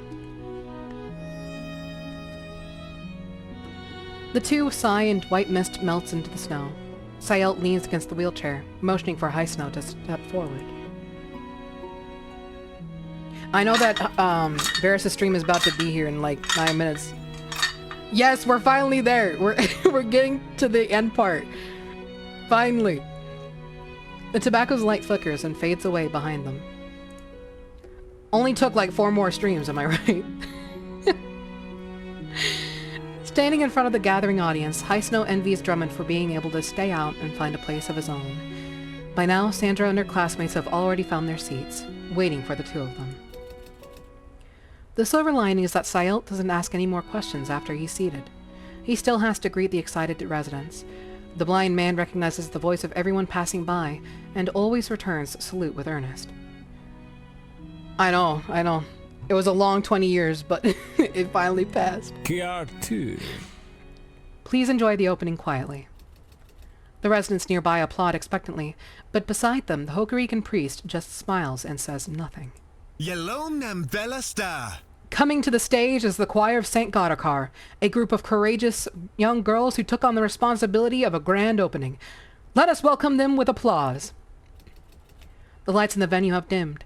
His girls are about to emerge from behind the heavy red curtain to kick off the baptism festival this year with their singing. The youngest girl comes out, surrounded by the other members. Her eyes look far... The light shines on them, covering them with a pair of wings. This is automatic, so if I miss parts, it's because of that. After the whispers and the applause fade and the sacred music is played, Priscilla clasps her hands together and sings the first word.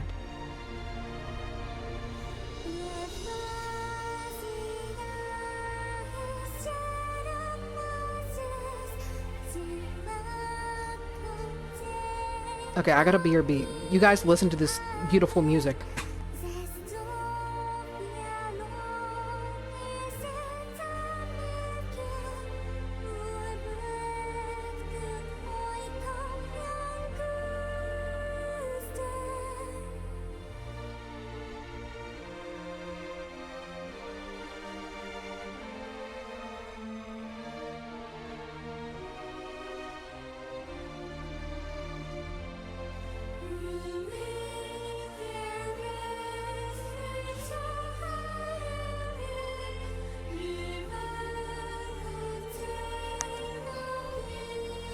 Feels more than 14 deaths. Wait, did they show stats on the screen?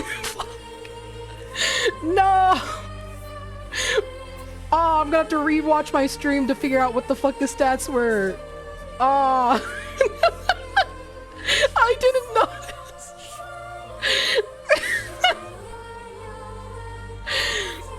Oh my god, what are these images? They're so adorable. Oh. But 14 deaths?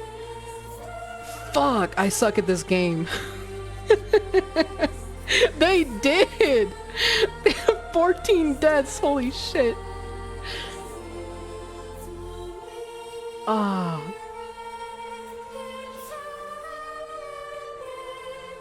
And in those 14 deaths, I unlocked all the fucking bad ends. That's the fun part. Ah, shit. I suck at visual novels. That that isn't obvious.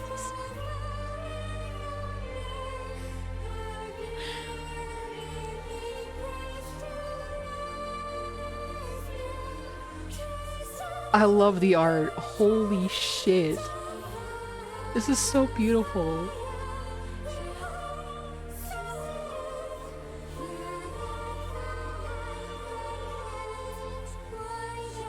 Composer and producer is Noah Lynn. Main melody and lyrics is Berktroll. So, oh, okay. Biotriel is also the translator. Okay.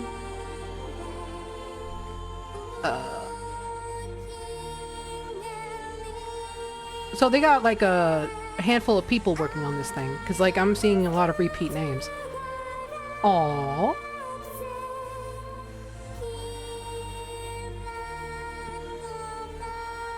This was absolutely a great game made by a small studio. Holy shit.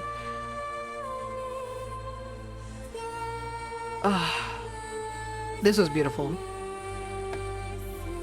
If you guys want to try it out, it's on Steam. The title of the game is in the title of my stream, so you guys can just copy and paste it because it's confusing to type.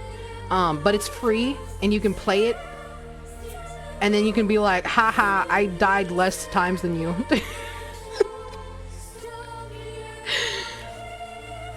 But I am amazed that this was free. Holy shit. Like, I feel like they should have at least charged, like, what would be a good price for, like, a visual novel? Like, $15? I don't know. Because they're like, there was a bit of options, but there wasn't like so many options that it would be like too big. $11? Yeah, they should have at least charged something. This game was fucking amazing. Holy shit.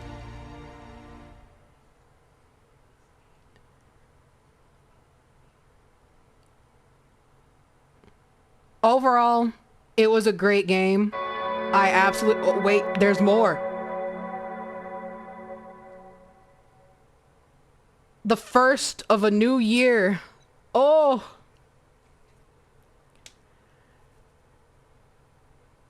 What's going on? Okay, before we finish this, I just want to say, like, this game was great. Are we gonna try and read Varys? Yeah, Sure. We'll raid into him, or I'll raid into him when I'm done with the stream. Because I think he streams in like another 2 minutes. So yeah. Yeah, it was great. I will say that some of the bad endings that I got completely didn't fit, like, with like the narrative. One of the examples was like the Death Angel ending, where that random ass fucking NPC character came out of nowhere and just murdered me in the train. Like, in that ending, you could have been like, okay, the train stopped, you're going out of bounds, and then give me the bad ending of, oh, lost soul or some shit. But like, why did you come out and fucking murder my ass? And then there was like the ending where Hysono just fucking zeroes in on Letzeriel out of nowhere, and Letzeriel suddenly finds his parents' house, and like, that was never touched upon again, like how Hysono was able to fucking locate his ass like a heat GPS radar thing, like it. And following the path that Letzeriel did end up like officially doing, he never found his parents' house, but he did find their graves. So that's an entire thing of like, okay, now that he's done with his hero stuff, are we going back to the house to actually look through everything? Because the whole shtick with Letzeriel was like finding his family. But those are the only things I can think about for the bad endings. No, actually, in the beginning of the series, there was one bad ending where I couldn't, like, Raven kept on dying. And I'm pretty sure the killer was Pry at that time. Or whoever the fuck was killing Raven at that time. I have no idea who it was. I have a complaint about that ending, because, like, I still don't know who ended up killing Raven. And if it was Pry, it wouldn't make any logical story sense for that to happen. Yeah. And then, like, I feel like they could have expanded more on your deaths have impact on the story more. Yeah, he was catching all the stray bullets. It wasn't nice. Raven was a angel of death for himself. Like, damn.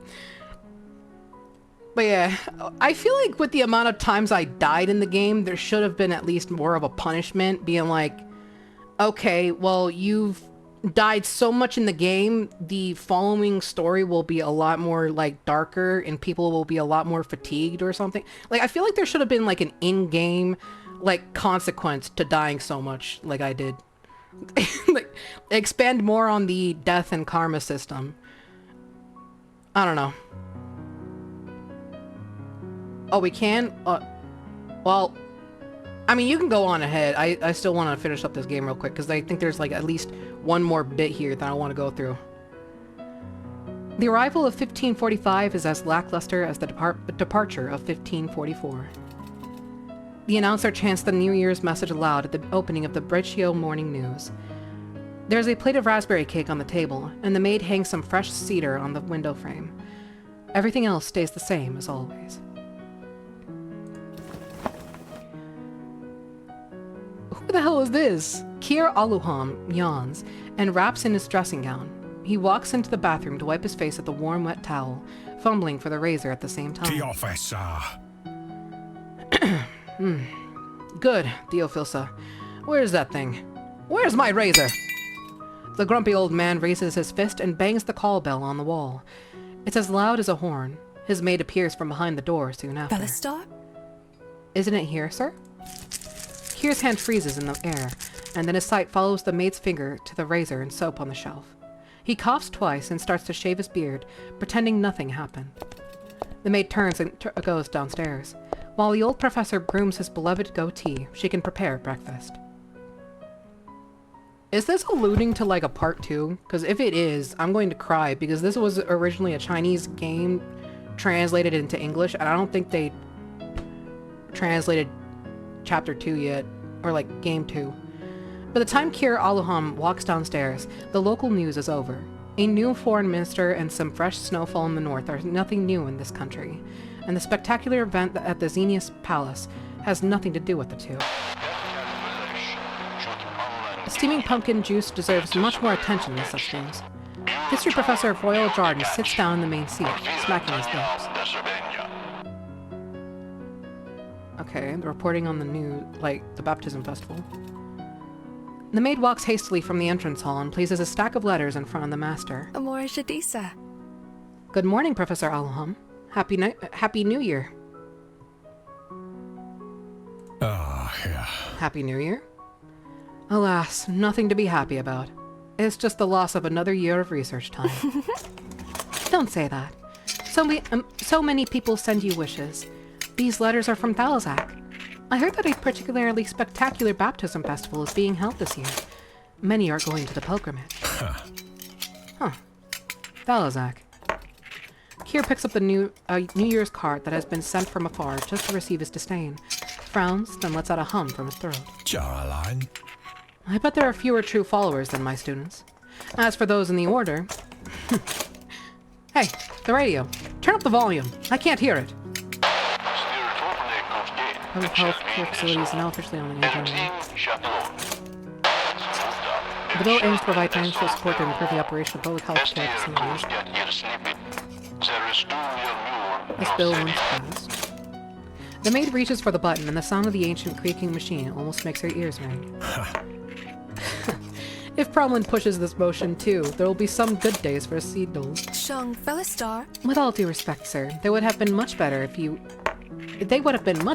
took care of your nursing home. Kier waves his hand indifferently, beckoning the maid to pour another glass of pumpkin juice. Ever since he bought the stupid madhouse and handed it over to an old priest, many had gossiped about the Stalin sanatorium, but this bad-tempered old man couldn't care less. Thalazak train hijacking case has been fully resolved. Authorities concerned. All the affected rail lines have resumed operations at the end of 1544. He stuffs a smoked chicken patty into his mouth. The sound of chewing mixes with that of the international news. Yeah, and Told you. Don't take trains. Yeah. We learned that last stream. And the stream prior that. Before the chicken on the fork is thrown to the floor, the maid diverts the man's attention in time by delivering the cake. She turns to tidy up the letters on the table. Though illiterate, she can still find the card sent by Suliet, which is elegant in typical church style, stamped with the nursing home postmark, same as every year. Colonel King was caught. They had used traits to roam around several cities, committing a number of explosions, kidnapping and murders.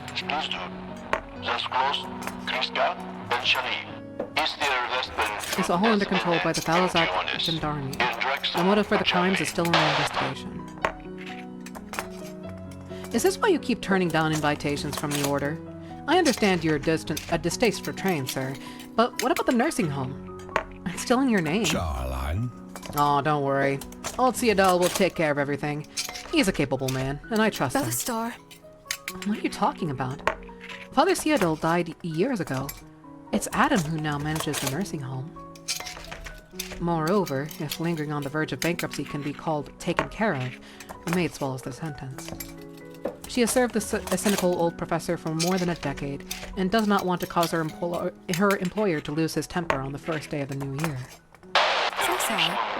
A huge pilgrimage was held in the capital of the Principality of Festival. The public event has been held. Epidemiologists urge avoiding public gatherings,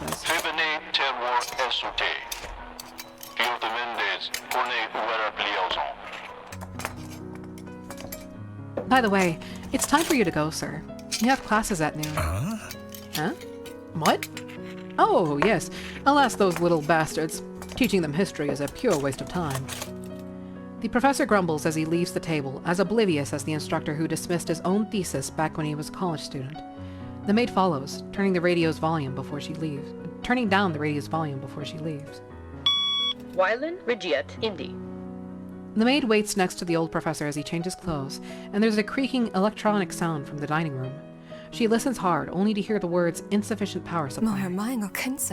You really should consider buying a new radio. This one is so old that it turns out of power every morning. Runs out of power. Oh, whoops. Felistar. Listen, it's all noise. I can barely hear the announcer.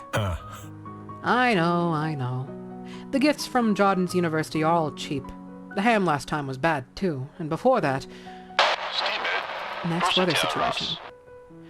The old professor has unusual snowfall in Praskid for a week and trains to the east land of Dejusfell. Make proper arrangements by train. The old professor has poor hearing, and his voice grows louder. His whining His whining drowns out the jingle of the postman's bicycle bell and the sudden rush of electricity from the radio. Oh, yeah. Alas, it's not that I'm complaining or anything, but it's just the truth. Human or otherwise, they always go bad so quickly. Where's my score? Here it is, sir. Safe travels. The door slams shut. The old man's voice fades away, leaving only the intermittent sound of the radio.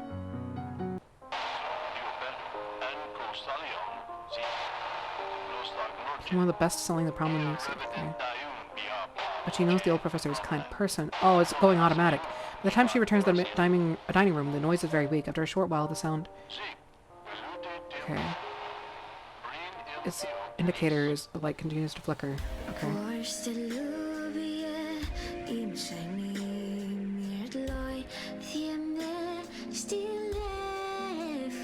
Ooh, a love song?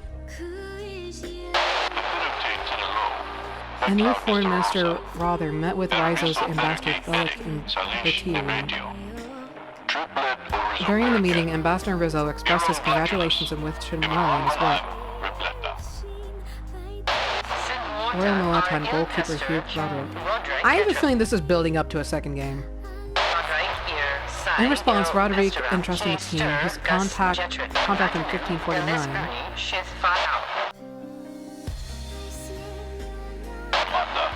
Attacked the Maximalist secret dens in the 28th, capturing a large, killing 33 members. Among two senior commanders, Marquis Bridesky said they would at the cost.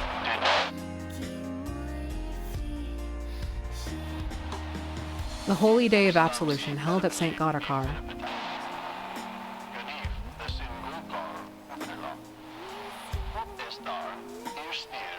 Pope Cyril present at 10 a.m.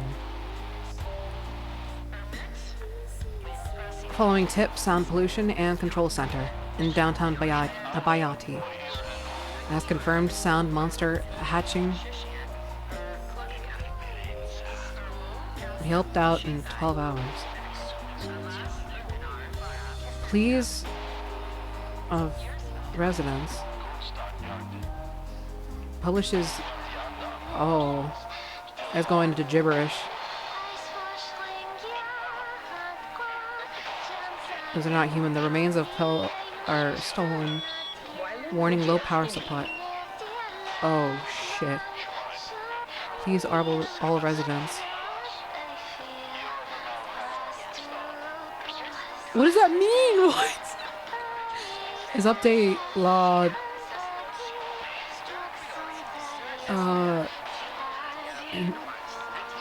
warning, low power supply. Oh shit is going down. It's memories. Warning, low power supply.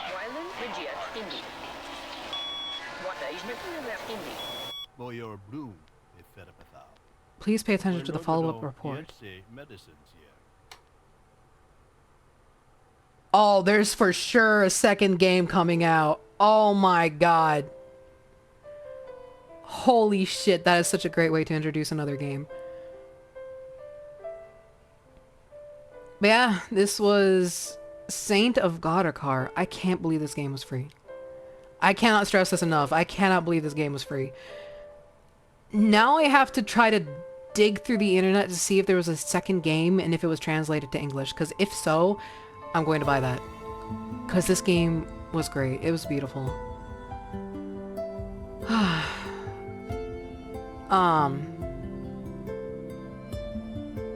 Yeah, just some bad endings needed to be worked on. Like, I feel like some of the bad endings could have been changed to fit more with story.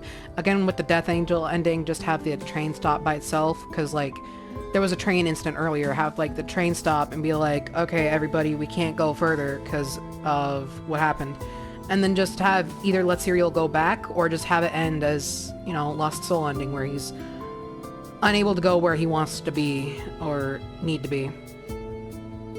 And if you really wanted to, have to get like the gang catch up to him.